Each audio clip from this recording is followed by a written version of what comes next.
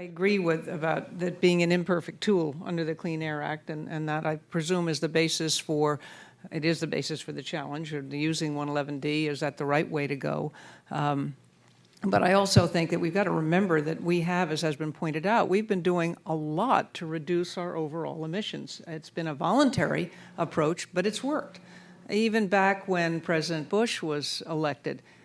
one of the things I argued when I went over, and I came back actually from having gone to my first G8 of the environmental ministers, and we decided we were going to make the broad announcement that not only we were going to get out of Kyoto, which was no surprise because Bill Clinton hadn't, I mean, you know, the Congress, there was no appetite for Kyoto in the United States and it hadn't even gone up there. But when we said we're also, by the way, not going to regulate carbon, which had been part of the campaign promise, something that the president had done when he was governor of Texas,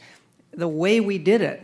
and having just gone over and promised all these ministers that, yes, we were still going to go forward and regulate carbon, and they thought, okay, that gives us some basis for us to take hope, and now we'll start to move forward. Because at that point in time, only Romania had actually ratified Kyoto until after we got out of it in the way that we did. But when we blew up the carbon, it was very much a, I always use the indelicate term of flipping the bird to the rest of the countries who cared deeply about climate change and deeply about carbon. But they're going to look at us now and say, you're doing the same thing again.